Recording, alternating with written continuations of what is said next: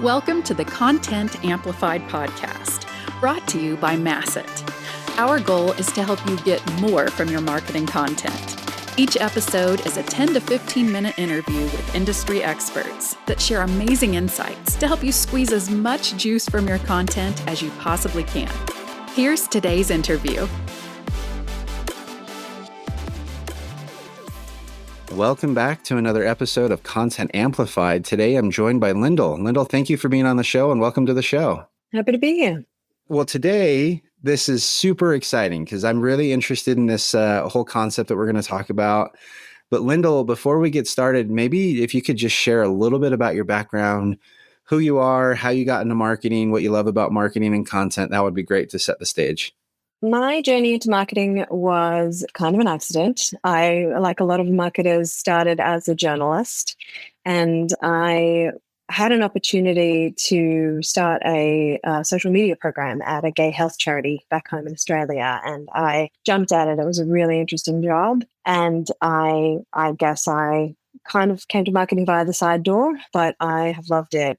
The thing I really love about marketing is that it's like a big puzzle. You're trying to understand kind of what your offer is to the world. You're trying to understand your audience, and you're the translation layer between those two things. So I love how many wheels and dials and levers there are that we can use to get the right message to the right people at the right time, in the right way, in the right format, through the right technology. You know, there's a lot to it, and it's like a giant Willy Wonka machine. And I wouldn't do anything else.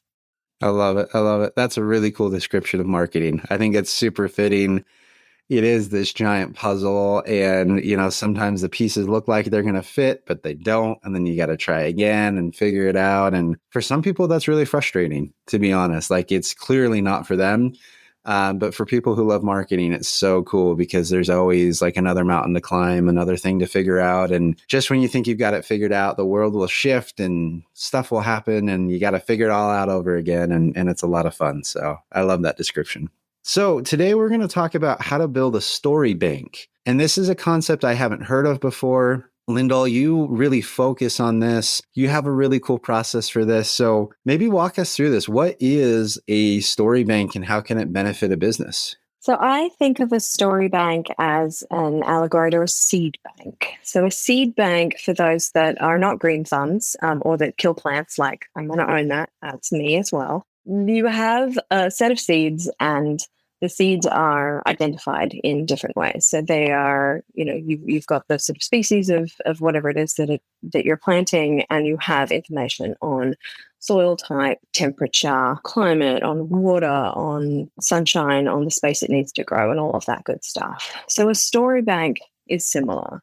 When you have an idea, a seed of a piece of content, you put it in a story bank and you record the information like this in a marketing sense. So rather than climate, you might say, okay, this is definitely a mid-funnel piece of content because it is designed to move someone from knowing vaguely what you do into considering why your solution is the best one for their needs.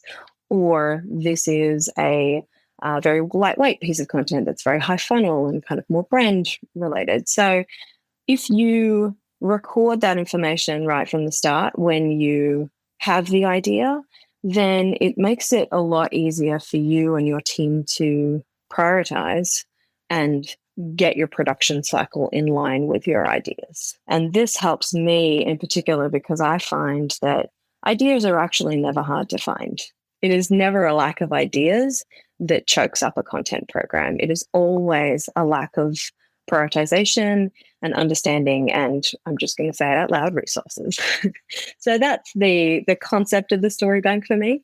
And I don't know if I made it up. I don't know if I stole it from someone. Apologies if I did, but I just, this really works for me, and I'm glad if it's useful to other people as well.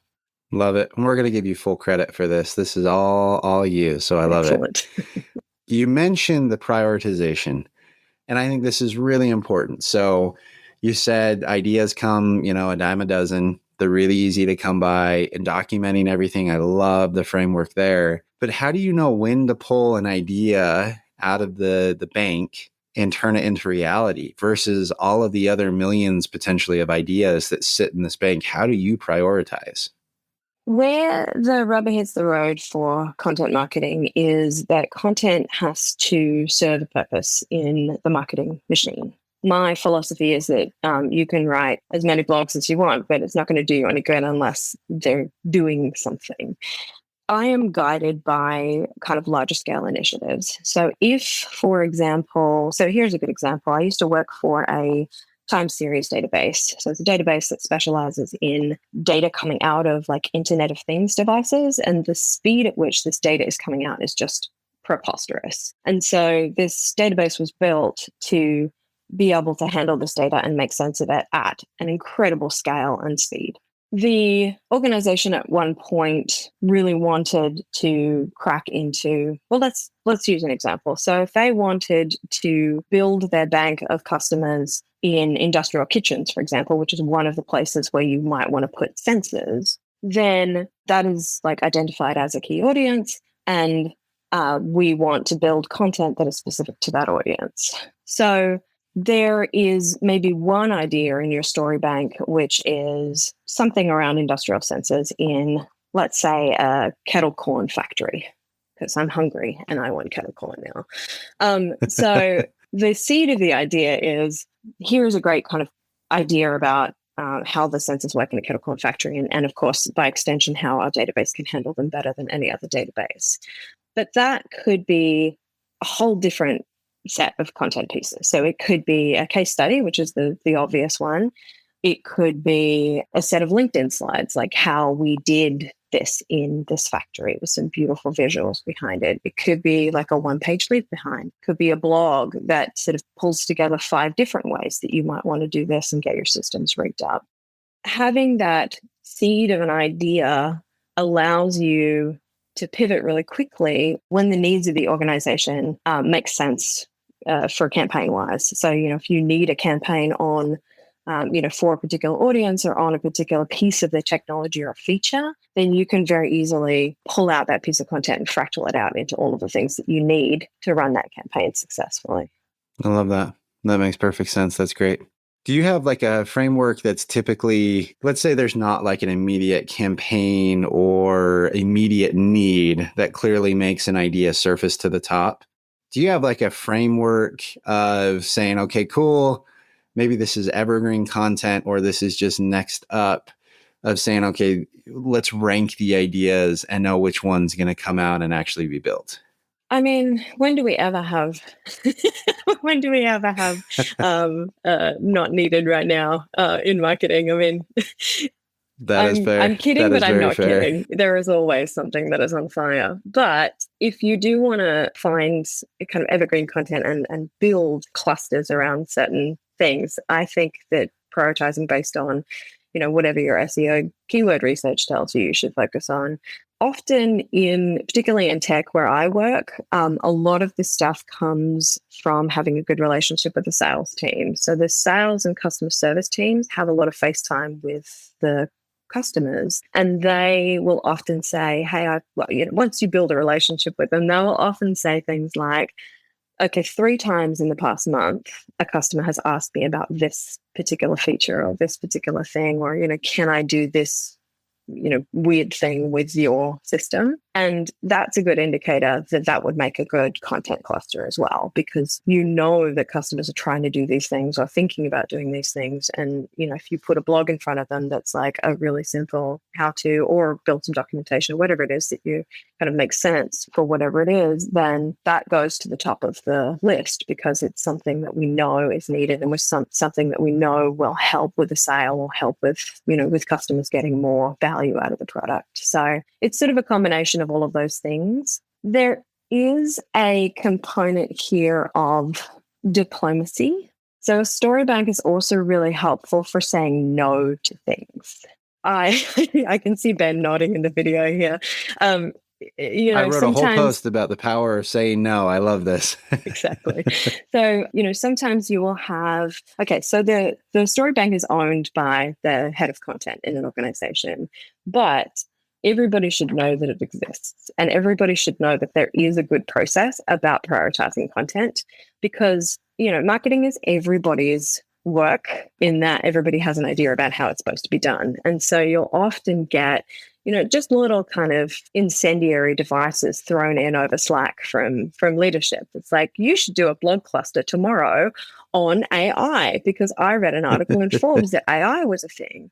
And I'm being a little sarcastic here, but it happens, right? And so I think that it really helps to have a story bank and for people to know that it exists and know that you're prioritizing effectively based on organizational goals so that you can say, that's a great idea. I'm going to slot that in after these 4 things that we know are going to make us money. Or that's a great idea. I think I can incorporate an AI blog into this series that we're doing on kitchen sensors because I know that this is already, an important chunk of work for us to do. It is helpful for showing that the content program is on track and has a prioritization process and it can, you can take those ideas because it will take all ideas, right? The story bank will accept all and prioritize all where they should be in the process. I love that. Yeah. And it seems like, just like you said, the idea of leadership and other people saying, great, let me add another idea to the bank to say, cool, like that's idea number 5,438. And we have this process for surfacing them. And it's not just like, hey, we don't like your idea and it's no. But if they see, hey, there's a backlog, there's a process, there's no personal preference, or anything like that to be offended that, yeah, I'm not going to prioritize your new post, but to say, okay, cool. Like here's the roadmap that we have. Here's everything going on. But I do think, let's slot it above all of this other stuff or whatever it may be. But like, it seems like, yeah, it's a cool political tool to say, that's a wonderful idea. Let's find its place. And that place may not be today, but it may be 6 months from now. But guess what? In the next 6 months, you might have 18 other ideas. And then like we'll slot it and your idea today may never happen because new and great ideas may come to the table. So I think it's cool. I think it's a fun framework. I think it makes perfect sense. And I love that. Like, how do you get buy-in? Like, do you advertise like this actual like brand? Here's the story bank. Anyone and everyone, please add to it. Like, how do you put it on full display for the company so that everyone like feels this motion and sees it working? I mean, part of it is just mentioning it all the time, right? So like when we have cross-functional meetings saying like, okay, that's going in the story bank, or the story bank has a series coming up on, I guess it is a branding exercise now that you say it.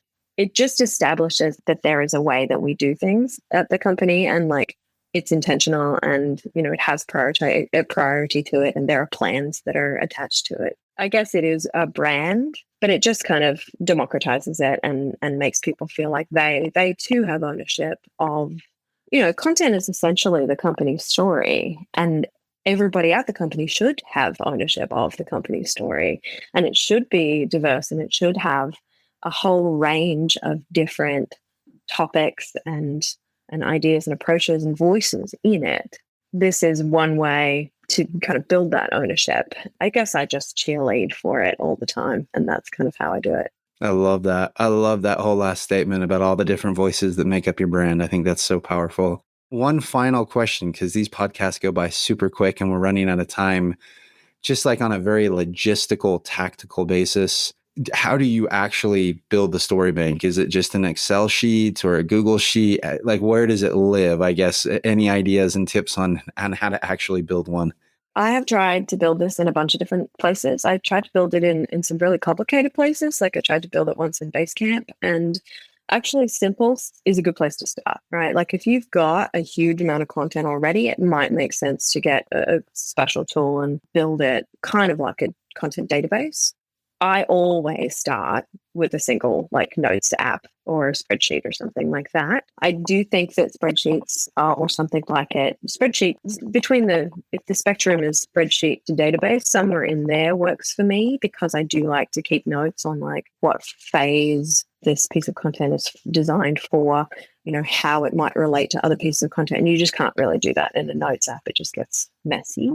But yeah, I think starting with literally Notepad would be just fine. If you've got nothing right now, then like writing a list in Notepad is a good place to start, and then building it into something more sophisticated when it makes sense for you, and then having that updated in a way that is as automatic as possible, right? So having it integrate somehow with your task management, or having someone whose responsibility it is to keep it up to date, because the story bank will very soon become, well, here's a metaphor, your seeds will die if you don't use it. So if it's not up to date, it's not going to be clear what's been done, what hasn't been done, what's out of date, what won't work anymore, what is an idea for a former incarnation of the company that doesn't exist anymore, or anything like that. So keeping it up to date is also pretty critical. But yeah, you can start real small.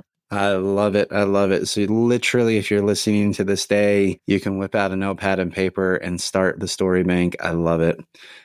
Lyndall, thank you so much for your time and your expertise and everything that you've shared today. If anyone wants to connect, continue the conversation and reach out, how can they find you online? They can find me on LinkedIn. It's Lyndall Cairns or lyndallcairns.com. Very cool. I love it. And we'll link to everything in the show notes. Lyndall, again, thanks for your time. Appreciate it, and have a wonderful rest of your day.